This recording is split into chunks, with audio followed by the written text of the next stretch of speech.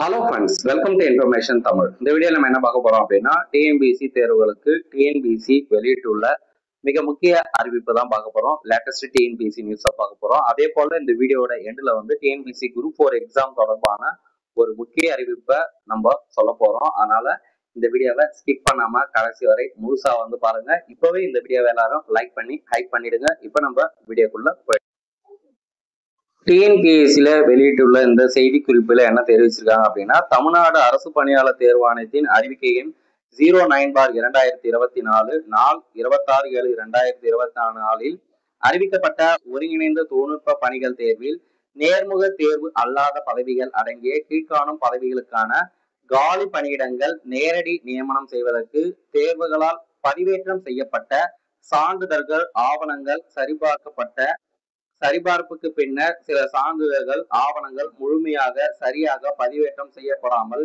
குறைபாடுகளுடன் இருப்பது கண்டறியப்பட்டுள்ளது. அது என்னென்ன போஸ்ட் அப்படின்னு பாத்தீங்கன்னா, பதவியின் பெயர், பதவி குறியீடு கொடுத்திருக்காங்க, வேதியியல் ஆளர் மற்றும் இளநிலை வேதியியலாளர். அதுக்கடுத்து வந்து பாத்தீங்கன்னா காப்பாட்சியர், பண்டக காப்பாளர், உதவி மேலாளர், சேமிப்பு கிடங்கு இளநிலை உதவியாளர், அப்புறம் உதவி மேலாளர், கணக்கிடுபவர் மற்றும் தடுப்பூசி பண்டக காப்பாளர், துணை மேலாளர் தர நிர்ணயம். எனவே இத்தகைய தேர்வுகள் 16/9/2025 முதல் 21/9/2025 வரை இரவு 11:59 மணிக்குள் விடுபெற்ற மற்றும் முழுமையான சான்றிதழ்களை ஆவணங்களை பதிவேற்றம் மீள் பதிவேற்றம் செய்ய இறுதி வாய்ப்பு வழங்கப்படுகிறது.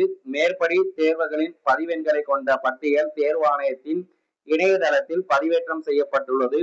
இது தொடர்பான குறிப்பானை தமிழ்நாடு அரசு பணியாளர் தேர்வாணைய இணையதளத்தில் பதிவேற்றம் செய்யப்பட்டுள்ளது.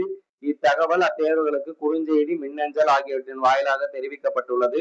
மேலும் அத்தேர்வுகள் அனைவரும் குறிப்பாணையில் தெரிவிக்கப்பட்டுள்ள சான்றிதழ்கள் ஆவணங்கள் தேர்வாணைய இணையதளத்தில் அவர்களுடைய ஒருமுறை பதிவு கணக்கின் OTR அக்கௌண்ட் வாயிலாக பதிவேற்றம் செய்ய அறிவுறுத்தப்படுகிறார்கள் அப்படின்னு சொல்லியிருக்காங்க. மேலும் வந்து என்ன சொல்லியிருக்காங்கன்னா, அவ்வாறு செய்ய தவறும் பட்சத்தில் அத்தகைய தேர்வுகளின் உரிமை கோரல் கிளைம் விண்ணப்பம் நிராகரிக்கப்படும் என தெரிவிக்கப்படுகிறது அப்படின்ற முக்கிய தகவல் வந்து சொல்லியிருக்காங்க.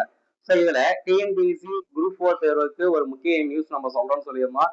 என்னன்னு பாத்தீங்கன்னா, நாம் தமிழர் கட்சி சீமான் தலைமையில டிஎன்பிஎஸ்சி குரூப் 4 தேர்வுகளுக்கான மாபெரும் போராட்டத்தை வந்து பொதுக்கூட்டத்தை அறிவிச்சிருக்காரு.